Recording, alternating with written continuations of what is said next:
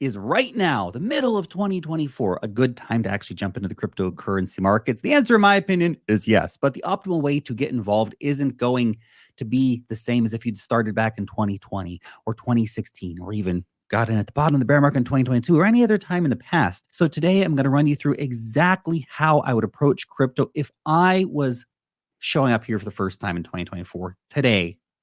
And even if you're not a total newbie, you need to stick around for a refresher on where we are right now in the crypto market cycle, what the narratives to watch are, and of course, a reminder on how not to screw this all up.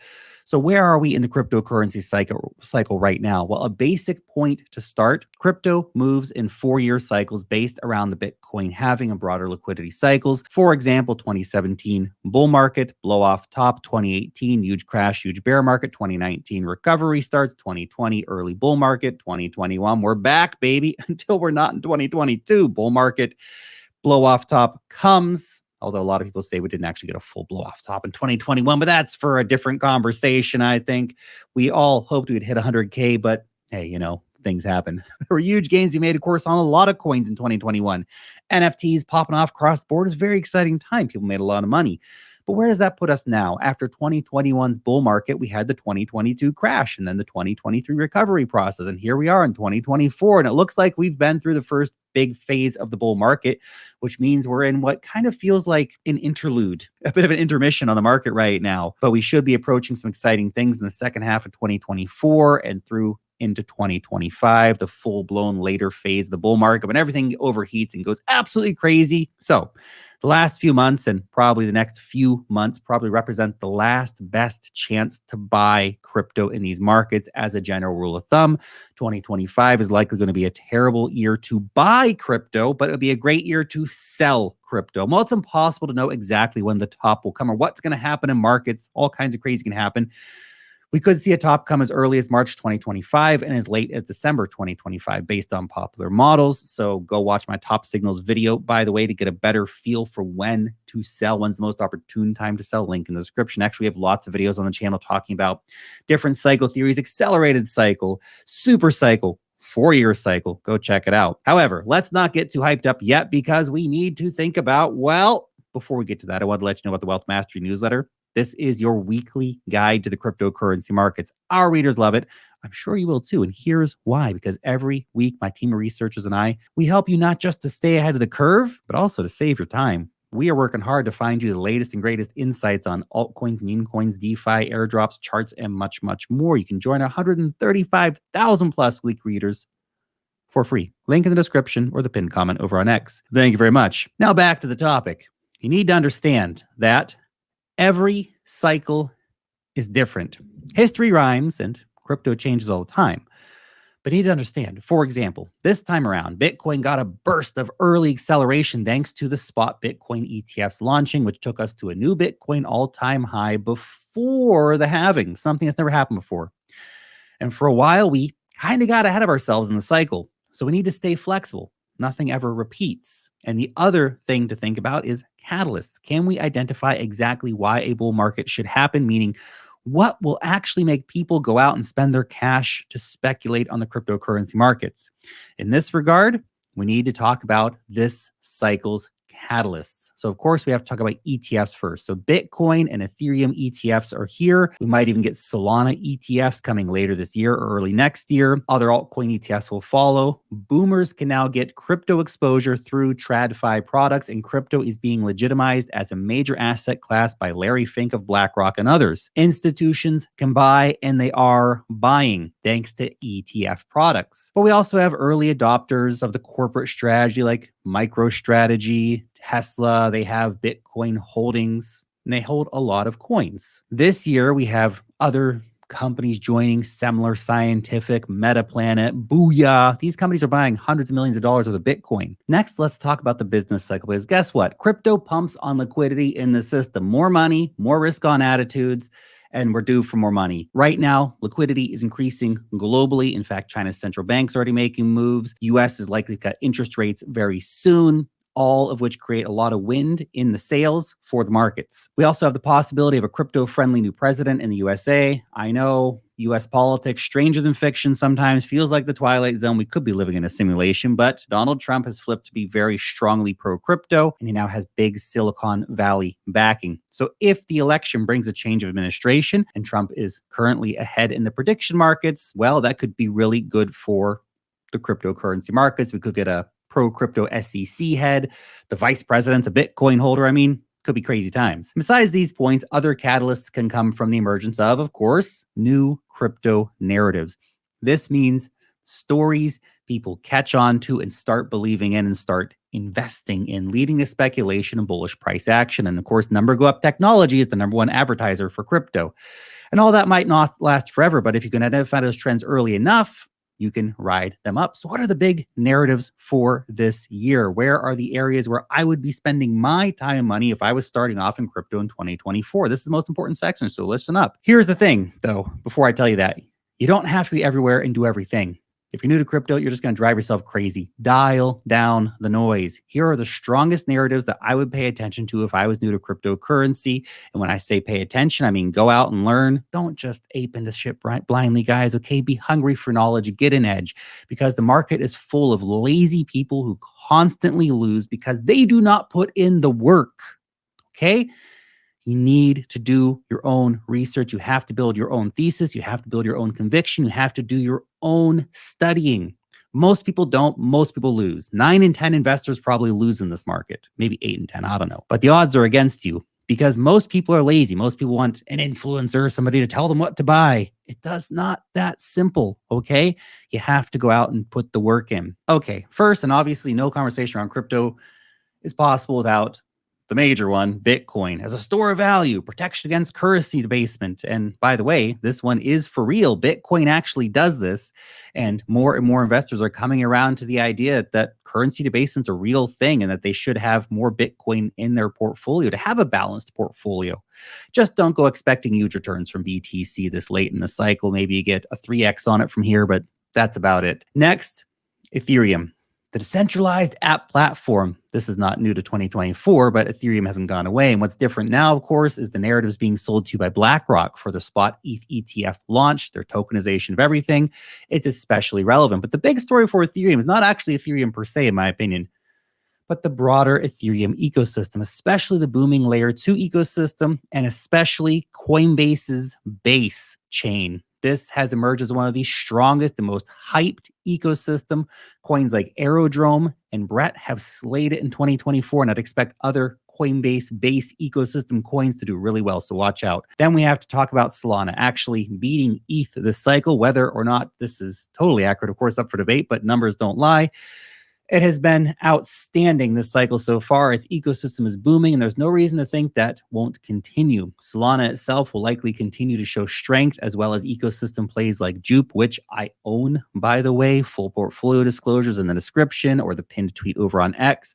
Also, you'll find a risk statement there because in case you're new to crypto, you need to understand investing in crypto is risky, man. You can lose all your money like that. Okay? So be careful, read the risk statement, take it seriously. Next, we have to talk about meme coins. Speaking of risks, the meme coin super cycle. Meme coins absolutely exploded this year, leading to speculation about that meme coin super cycle finally playing out. Now that phrase, probably just a bunch of buzzword bullshit, but from a trading point of view, all we need to know is that some meme coins can rocket in value, but also the vast majority will go to zero in usually like a day or two. Understand the risks involved. Also, you don't have to find the next meme coin at a $10,000 market cap to make it big. A lot of money can still be made getting late to the party once it has been proven that the devs aren't going to rug it, that the community is here to stay, that it's actually capturing some kind of cultural vibe.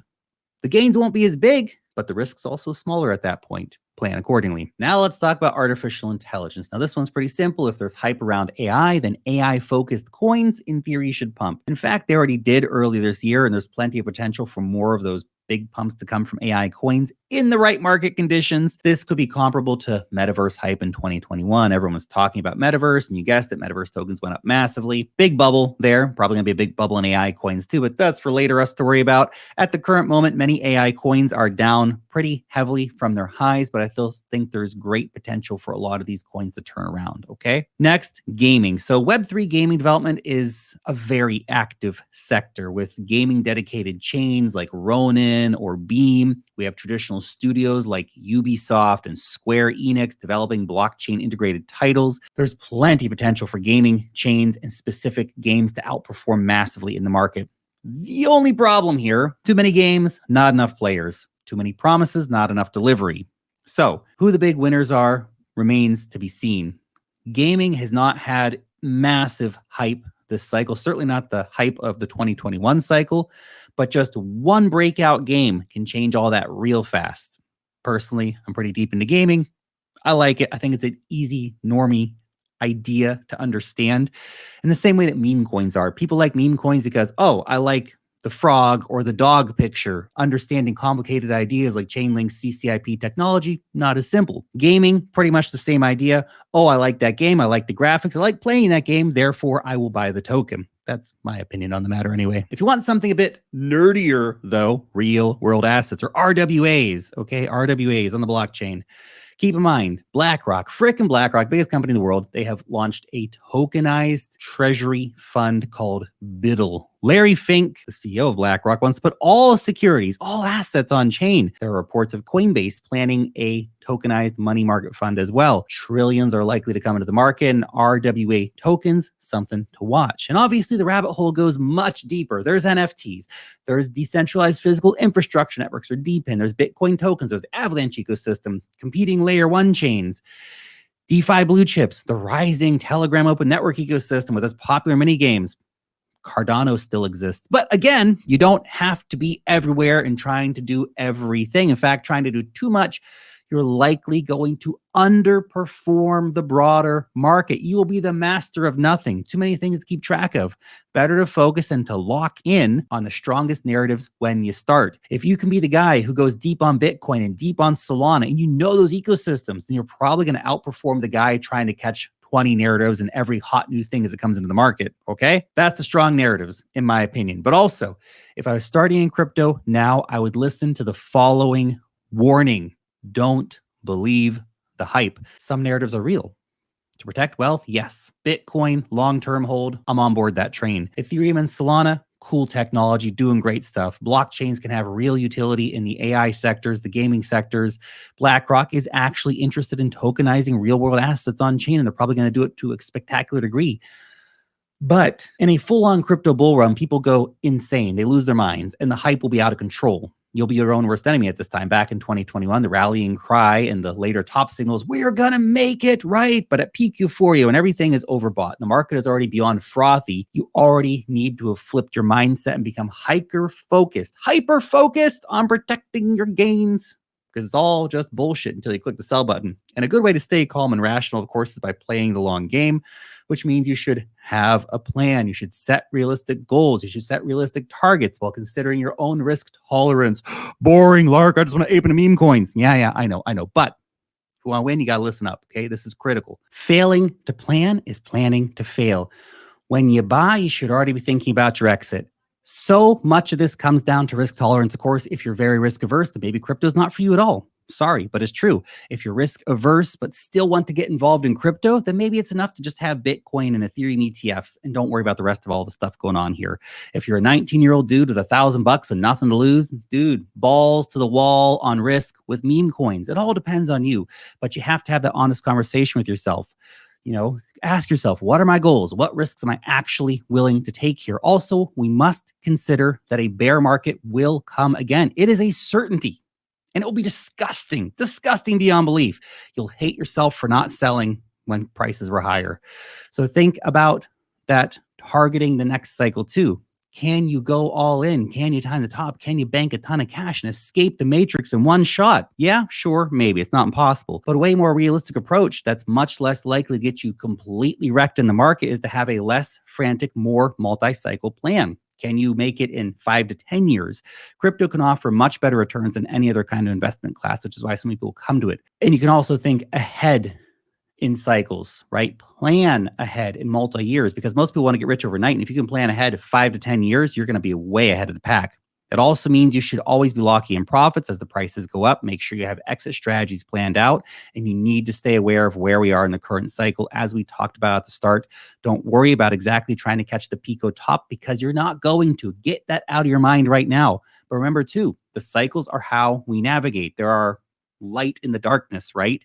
And if you always remember that there will be another cycle after this one, and then after that one, and so on and so forth, you will have plenty of time to reach your goals. You won't end up chasing the market and feeling this pressure that you have to make it all right this second and it has to go up more and more tomorrow. You'll be better at taking profits, and then you can think calmly about how you're going to reinvest your bull market gains that you cashed out because you're smart, right? During the next bear market, because that will be a period when, as long as you take profits this time around, you will be ready to pick up some of those deeply discounted assets and run it all up again and multiply your wealth. Remember, you can only compound wealth cycle to cycle if you take profits near the top and rebuy near the bottom.